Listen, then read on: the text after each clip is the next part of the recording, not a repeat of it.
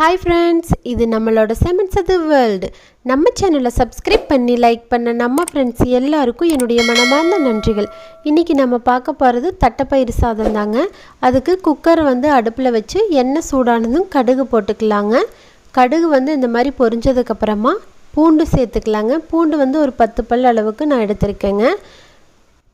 பூண்டு நல்லா வதங்கினதுக்கு அப்புறமா நம்ம தொளிச்சு வச்சிருக்க கூடிய வெங்காயம் சேர்த்துக்கலாங்க. வெங்காயம் பார்த்தீங்கன்னா நான் 10 பல்லுக்கு பக்கமாக சின்ன வெங்காயமும் ஒரு பெரிய வெங்காயமும் நறுக்கி வச்சுருக்கேங்க. அதை சேர்த்துக்கலாம். 2 வெங்காயமே கலந்து சேர்த்துக்கும் போது நம்மளுக்கு சாதம் நல்லா டேஸ்ட்டாக இருக்குங்க. அதனால தான் நான் ரெண்டுமே கலந்து சேர்த்துருக்கேன். வெங்காயம் பூண்டு வதங்கட்டுங்க. இப்போ நம்ம எடுத்து வச்சுருக்கிற கருவேப்பிலை சேர்த்துக்கலாங்க. கூடவே வரமிளகாய் 4 சேர்த்துக்கலாம். சேர்த்துட்டு நல்லா கலந்து விட்டுக்கலாங்க. தக்காளி பழம் 2 தக்காளி நான் இந்த மாதிரி குட்டியாக நறுக்கி வச்சுருக்கேன். அதையும் சேர்த்துக்கலாங்க. பெரிய தக்காளியாக இருந்தால் ஒரு தக்காளி போதுங்க. சின்னதாக இருந்துச்சுன்னா 2 தக்காளி நீங்கள் சேர்த்துக்கலாம். வெங்காயம் தக்காளி நல்லா வதங்கிறதுக்காக கொஞ்சமாக சால்ட்டு சேர்த்துக்கலாங்க. நல்லா மிக்ஸ் பண்ணி விட்டுட்டு நம்ம கொஞ்சமாக மஞ்சள் தூள், கொஞ்சமாக மிளகாய் தூள், 2 டேபிள் ஸ்பூன் அளவுக்கு சாம்பார் பொடிங்க. இது சேர்த்துக்கிட்டோன்னா டேஸ்ட்டு நல்லா இருக்குங்க. அதனால் நான் சாம்பார் பொடி சேர்த்துக்கிறேன். சேர்த்துட்டு நல்லா மிக்ஸ் பண்ணி விட்டுக்கலாங்க. இப்போது வெங்காயம் தக்காளி எல்லாமே நல்லா மசிஞ்சு வரட்டுங்க.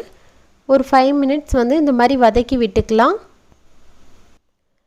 வெங்காயம் தக்காளி நல்லா வதங்கினதுக்கப்புறமா தட்டைப்பயிறு ஆட் பண்ணிக்கலாங்க.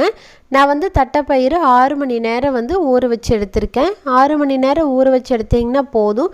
இல்லை இன்ஸ்டண்ட்டாக நீங்கள் இதை ஆட் பண்ணணும் அப்படின்னு நினச்சிங்கன்னா ஒரு 5-6 விசில் விட்டுட்டீங்க அப்படின்னா உங்களுக்கு வெந்துடும் முக்கால் பாகம். அதுக்கப்புறமா நீங்கள் சேர்த்துக்கலாம். இப்போ இந்த தண்ணியெல்லாம் சுண்டுற அளவுக்கு நம்ம நல்லா தட்டைப்பயிறு வேக வச்சு எடுத்துக்கலாங்க.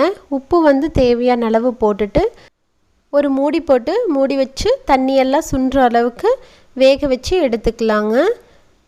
இப்போது நம்ம இந்த குக்கரோட மூடியே சும்மா அப்படியே வச்சிடலாங்க. பருப்பு நல்லா வெந்து வரட்டும். நீங்கள் இந்த மெத்தடில் சமைக்கும்போது உங்களுக்கு ரொம்ப டேஸ்ட்டாக இருக்குங்க சாதம்.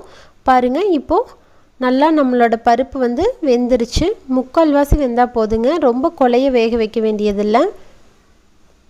இந்த ஸ்டேஜில் நம்ம நல்லா மிக்ஸ் பண்ணி விட்டுக்கலாங்க. மிக்ஸ் பண்ணி வச்சுட்டு அரிசி நம்ம கழிஞ்சி எடுத்து வச்சுருப்போம் இல்லைங்களா, அதை சேர்த்துக்கலாம். 3 டம்ளர் அரிசிக்கு நான் 1 டம்ளர் தட்டைப்பருப்பு எடுத்துருக்கேங்க. இப்போ நம்ம அரிசியை ஆட் பண்ணிக்கலாம். ரொம்ப சிம்பிளான ஒரு ரெசிபிங்க. தட்டைப்பயிர் வச்சு நம்ம டெய்லியும் சாம்பார் அப்படி இல்லைன்னா புளிக்குழம்பு அந்த மாதிரி செய்யாமல் இந்த மாதிரி செய்யும்போது டிஃப்ரெண்ட்டாகவும் இருக்கும், நல்லா டேஸ்ட்டாகவும் இருக்குங்க. தண்ணி ஒரு 1/2 டம்ளர் மட்டும் அதிகமாக விட்டுருக்கேங்க. முக்கால் வாசி தான் நம்மளுக்கு தட்டைப்பயிர் வெந்திருக்குது. அதனால் முக்கியமானது பார்த்திங்கன்னா இந்த புளி கரைச்சலுங்க. அரிசிக்கு தண்ணி சேர்த்தும் போது 1 டம்ளர் புளி கரைச்சல் சேர்த்துக்கோங்க. அப்போ தான் டேஸ்ட்டு சூப்பராக இருக்குங்க. எங்கள் அம்மா ஸ்கூலுக்கு போகும்போதெல்லாம் இந்த மாதிரி டிஃபன் பாக்ஸுக்கு இந்த ரெசிபி செஞ்சு கொடுப்பாங்க. இப்போ நம்ம 3 விசில் வர வரைக்கும் விட்டு எடுத்துக்கலாங்க. பாருங்கள், இப்போ நம்மளுக்கு எம்மியான தட்டைப்பயிறு சாதம் சூப்பராக ரெடி ஆயிருச்சு. இன்ஸ்டண்ட்டாக பார்த்திங்கன்னா என்ன சமைக்கிறதுன்னு யோசிச்சுட்டு இருக்கிறத விட 10 மினிட்ஸில் டக்குன்னு இந்த மாதிரி சமைச்சிட்டோன்னா டிஃப்ரெண்ட்டாகவும் இருக்குங்க. டேஸ்ட்டும் சூப்பராக இருக்கும். இந்த ரெசிபி உங்களுக்கு பிடிச்சிருக்குன்னா மறக்காமல் நம்ம சேனலை சப்ஸ்கிரைப் பண்ணுங்கள். கூடவே பக்கத்தில் இருக்கிற பெல் ஐக்கானையும் கிளிக் பண்ணுங்கள். அப்போ தான் நான் போடுற வீடியோ உடனே உங்களை சேரும். தேங்க்யூ ஃபார் வாட்சிங் and love you all.